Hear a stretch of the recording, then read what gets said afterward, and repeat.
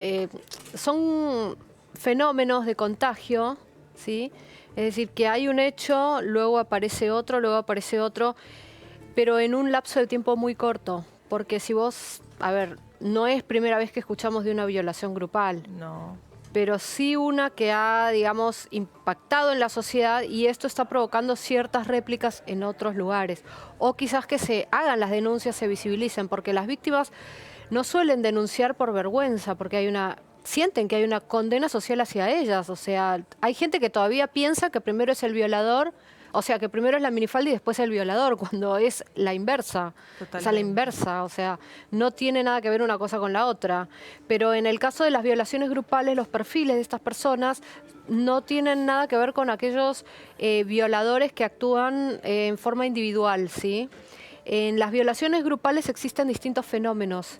Algunas veces encontramos personas comunes y corrientes que actúan de ese modo, o sea, de modos tan deleznables, tan crueles, tan criminales y sin ningún tipo de culpa. Es decir, que hay una dinámica grupal y a veces se puede dar en pandillas ya constituidas como también en pandillas o en grupos que tienen corta data de conocimiento entre sí. Quizás no se conocían, se Claro, juntan en una se fiesta. juntan, toman un desinhibidor o no y actúan de esa manera. Es decir, ahí existiría un conformismo grupal a las normas del grupo por una aprobación y una cosificación o Claro. deshumanización de la otra persona. ¿Pero por qué?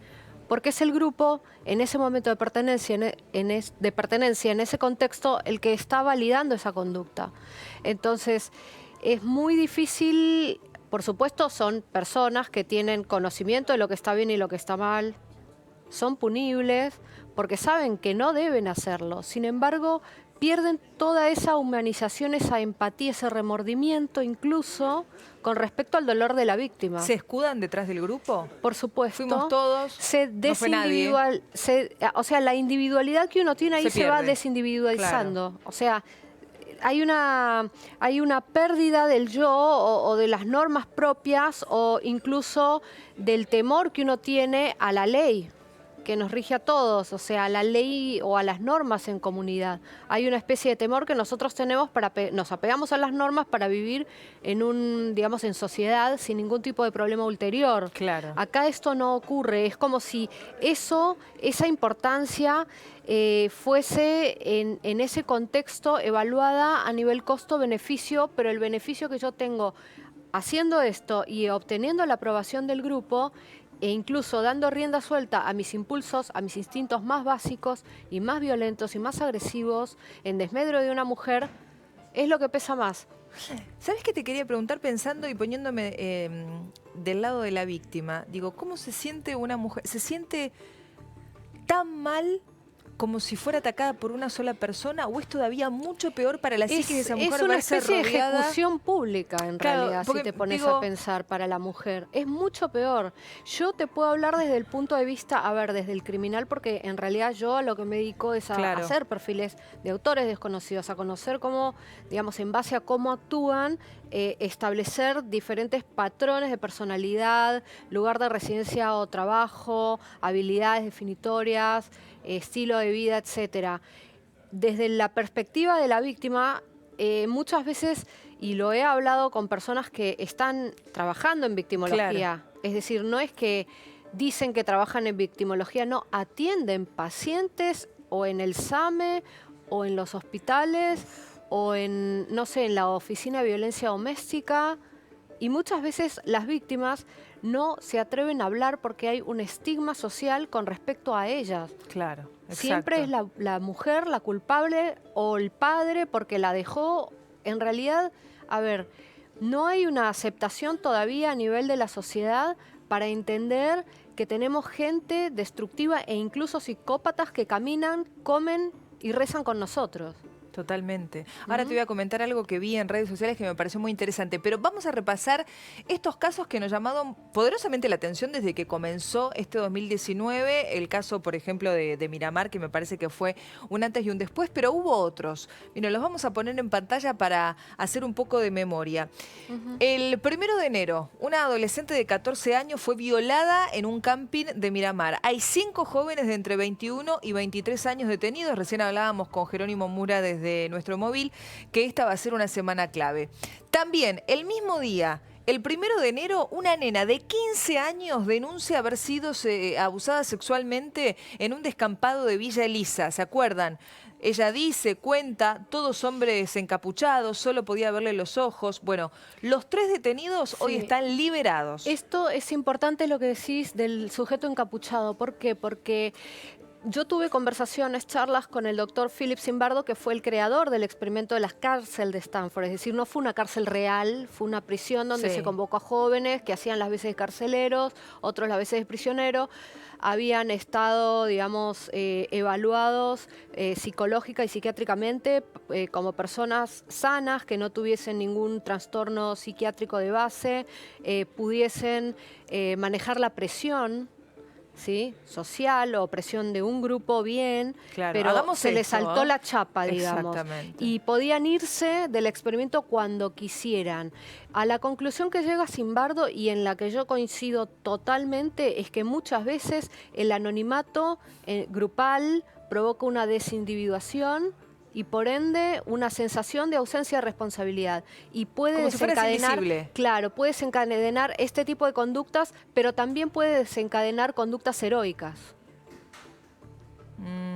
Claro, exacto. O sea, siempre el que se opone es el que puede llegar a tener una actitud, es decir, hay que enfrentarse, hay que llegar a decir no ante digamos, la presión de un grupo en ese momento, en ese contexto. Qué importante no que los decís. exime, Claro, ¿sí? No claro, los de exime nada. bajo ningún punto de vista, porque absolutamente nada. Tienen capacidad, conocimiento de la realidad, saben lo que está bien muchas veces y lo que está mal.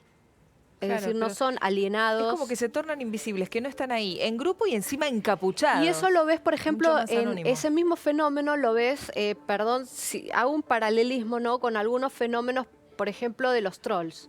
Personas anónimas que no tienen ninguna punición, digamos, a nivel del derecho informático por agredir, por molestar, y sin embargo se van uniendo a una jauría que se les ocurre agredir a otra. Exacto. Este es el verdadero efecto Lucifer, para mí, ¿no? También, o sea, se muestra en eso. ¿Qué se les empieza a despertar haciendo eso? Y ahora me lo contestas. Vamos a seguir compartiendo casos.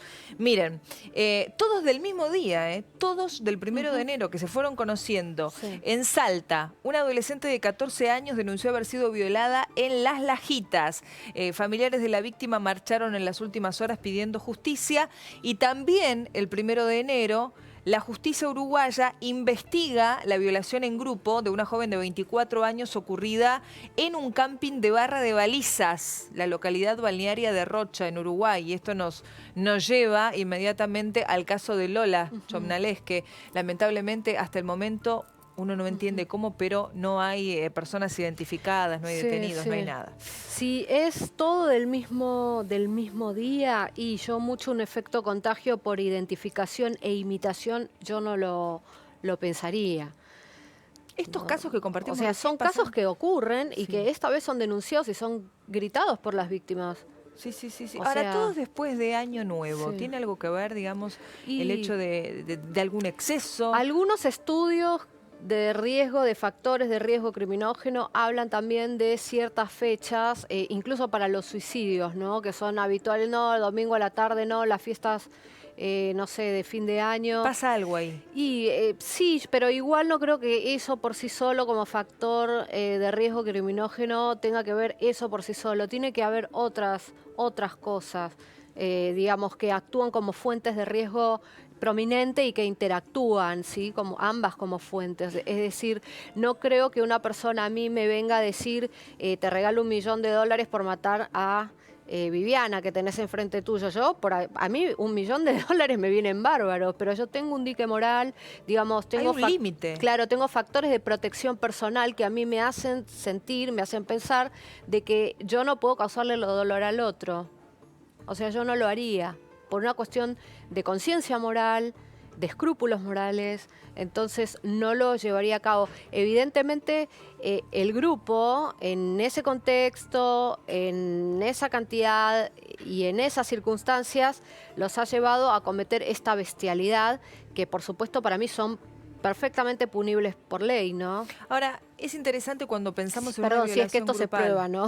Que Sí, es así, no, claro. bueno, esta semana va a ser clave. supuesto. Peritar los celulares de ellos, saber si Sí. efectivamente conocían a la chica o no, Sí. qué se dijeron después. Lo que pasa Si es han que tomado fotografías de los hechos, hay vos sabés que, videos también. lógico, pero lo hablábamos con nuestro compañero que está en el lugar y nos decía que cuando los detienen a ellos, cuando se los llevan, los aprenden en realidad, Sí. y se los llevan del camping, pasan 10 horas en donde no le hacen una prueba de alcoholemia enseguida, en donde evidentemente ellos se quedaron con sus celulares, o sea, claramente pudieron haber borrado, eliminado fotos, Sí, videos. pero eso queda en el caché de la computadora. Lógico, es lo que hablábamos también, todo eso se puede recuperar, gracias a Dios. Perdón, del celular. Del celular. Te quería decir, digo, debe haber un morbo, todavía en una violación grupal, es inentendible. Primero hay uno al que se le ocurre.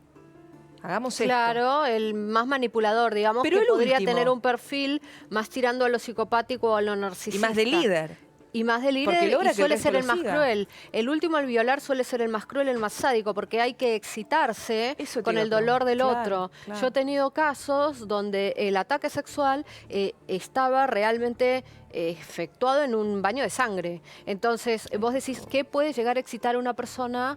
La sangre, o sea, para mí sería un impedimento, o sea, a mí me daría asco y tendría la misma expresión que acabas de tener vos en ese contexto, pero hay personas que no, hay personas que tienen ciertas parafilias como la hematofilia, otras que tienen el sadismo real, no el consensuado del juego del sadomasoquismo donde hay ciertas reglas, no, esto es sadismo criminal.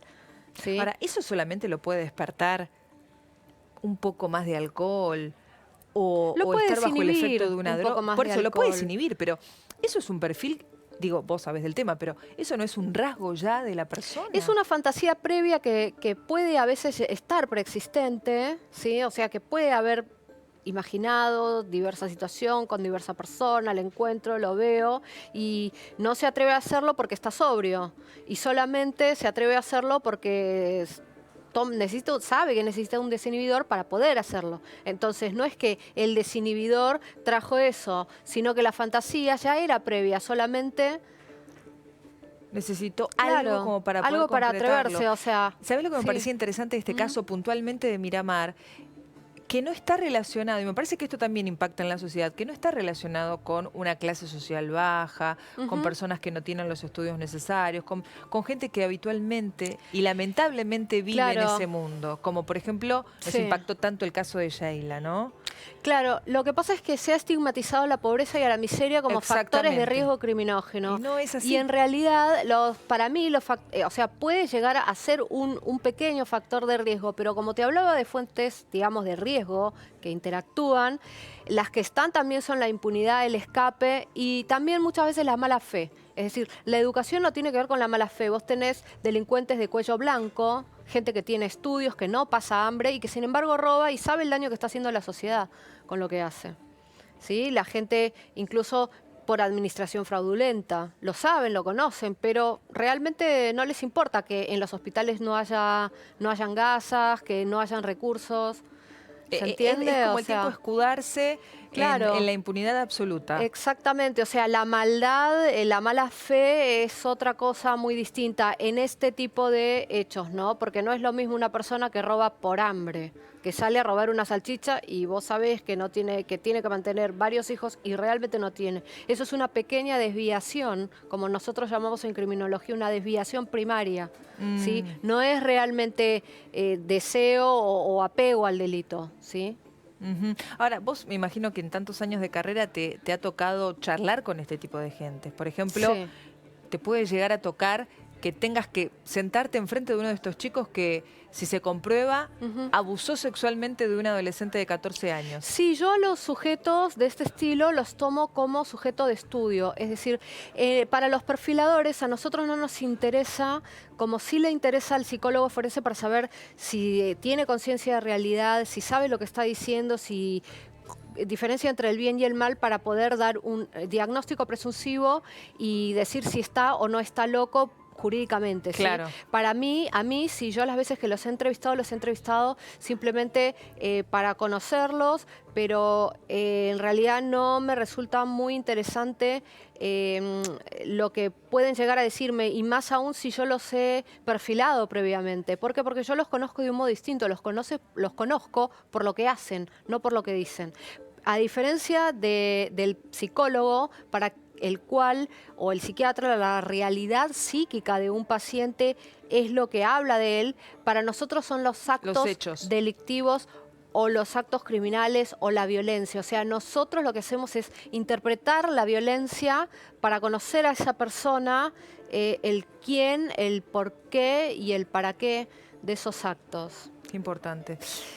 Laura, te agradecemos mucho que hayas estado con nosotros. Es un placer siempre escucharte. Gracias, muy amable. Tenemos que hablar de una información que se acaba de conocer porque se